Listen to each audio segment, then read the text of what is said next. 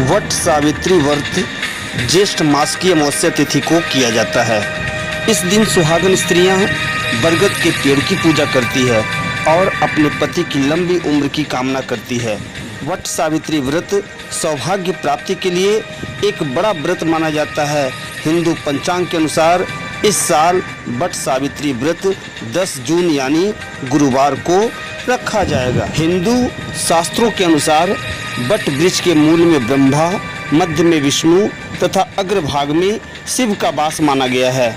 What वृक्ष यानी बरगद का पेड़ देव वृक्ष माना जाता है। देवी सावित्री भी इसी वृक्ष में निवास करती है। मान्यताओं के अनुसार वट वृक्ष के नीचे सावित्री ने अपने पति को पुनः जीवित किया था, तब से ये व्रत वट सावित्री के नाम से जाना जाता है। इस दिन विवाहित स्त्रियां अखंड सौभाग्य की प्राप्ति के लिए वट वृक्ष की पूजा करती है। वृक्ष की परिक्रमा करते समय इस पर 108 बार कच्चा सूत लपेटा जाता है। महिलाएं सावित्री सत्यवान की कथा सुनती है। सावित्री की कथा सुनने से सभी मनोकामनाएं पूर्ण होती है और पति के संकट दूर होते हैं। आइए चलते हैं इसके कथा की ओर, लेकिन इससे पहले यह संदेश। दुश्मन करो नमस्कार साथियों, मैं स्नेहा पांडे।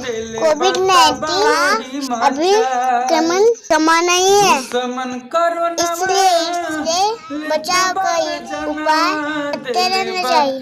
हमेशा मास्क लगाइए, 2 गज दूरी रखिए, जब भी कोई चीज छुए घर परिवार सैनिटाइजर का प्रयोग जरूर करें और एक बात नहीं भूलेंगे, बार बार साबुन से हाथ धोते रहेंगे।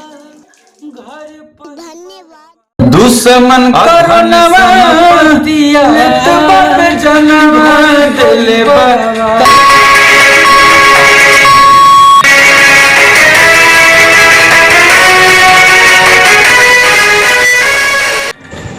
नमस्कार, मैं विजय पांडे और आप देख रहे हैं वट सावित्री व्रत की कथा और इसके पूजन विधि।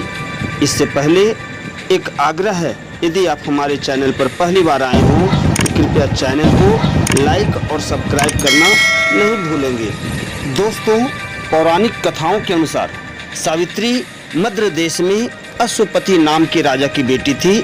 विवाह योग्य होने पर सावित्री को वर खोजने के लिए कहा गया तो उसने धूम्रसेन के पुत्र सत्यवान का जिक्र किया।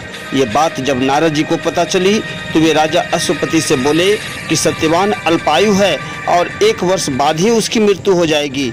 ये जानकर भी सावित्री विवाह के लिए अड़ी रही। सावित्री के सत्यवान से विवाह के पश्चात सावित्री के सास ससुर और पति की सेवा में लगी रही।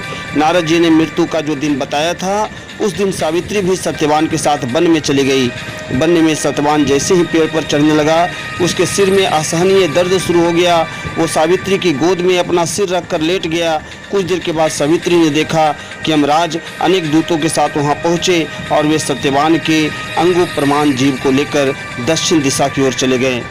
सावित्री को अपने पीछे आते देख यमराज ने कहा कि हे पति परायणे, जहाँ तक मनुष्य साथ दे सकता है तुमने अपने पति का साथ दिया, अब तुम लौट जाओ। सावित्री ने कहा, जहाँ तक मेरे पति जाएंगे वहाँ तक मुझे जाना चाहिए, ये मेरा पत्नी धर्म है। यमराज ने सावित्री की धर्मपरायण वाणी सुनकर वर मांगने को कहा।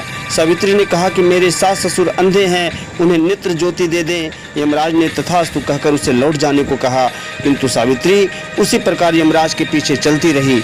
यमराज ने उससे पुनः वर मांगने को कहा। सावित्री ने वर मांगा कि मेरे ससुर का खोया हुआ राज्य उन्हें वापस मिल जाए। यमराज ने तथास्तु कहकर उसे फिर लौट जाने को कहा, परंतु सावित्री नहीं मानी। सावित्री की पति भक्ति व निष्ठा देखकर यमराज पिघल गए। उन्होंने एक और वर मांगने को कहा। तब सावित्री ने वर मांगा कि मैं सत्यवान के पुत्रों की मां बनना चाहती हूँ, कृपया कर आप मुझे वरदान दे। सावित्री की पति भक्ति से प्रसन्न होकर इस अंतिम वरदान को देते हुए यमराज ने सत्यवान को पास से मुक्त कर दिया और अदृश्य हो गए। सावित्री अब उसी वट वृक्ष की आ गई। वट वृक्ष के नीचे पड़े सत्यवान के मृत शरीर में जीव का संचार हुआ और वह उठकर बैठ गया। सत्यवान के माता पिता की आंखें ठीक हो गई और उन्हें अपना खोया हुआ राज्य वापस मिल गया। दोस्तों, वट सावित्री का पूजन इस वर्ष अमावस्या गुरुवार 10 जून 2021 को किया जाएगा। अमावस्या तिथि का प्रारंभ 9 जून 2021 को दोपहर 1:57 से, अमावस्या तिथि की समाप्ति 10 जून 2021 शाम 4:22 तक है। व्रत पारण की तिथि 11 जून 2021 को है। कोरोना महामारी में कैसे करें पूजा? कोरोना काल के चलते अगर आप बरगद के पेड़ की पूजा करने नहीं जा सकते हैं तो अपने घर पर ही त्रिदेव यानी ब्रह्मा विष्णु महेश की पूजा कर सकते हैं। इसके अलावा बरगद के पेड़ की टहनी तोड़कर उसे गमले में लगा ले और विधिवत इसकी पूजा करें। पूजा में जल, रौली, मौली, कच्चा सूता, भिगोया हुआ चना, फूल और धूप का इस्तेमाल करें। सबसे पहले बट वृक्ष की पूजा करें, फिर सावित्री सत्यवान की कथा सुने और दूसरों को भी सुनाएं। अब फिर भिंगा हुआ चना, कुछ धन और वस्त्र अपनी सास को देकर आशीर्वाद लें। पूजा के बाद किसी जरूरतमंद विवाहित स्त्री को सुहाग का सामान दान करें। इसके अलावा किसी ब्राह्मण को वस्त्र और फल भी दान कर सकते हैं। दोस्तों, ये थी वट सावित्री व्रत की विधि और कथा। आपको ये वीडियो कैसा लगा कमेंट बॉक्स में बताएंगे और ज़्यादा से ज़्यादा इसे लाइक और शेयर करेंगे। धन्यवाद। शहर और गांव की खास खबरों के लिए कृपया चैनल को लाइक एंड सब्सक्राइब करना ना भूलें।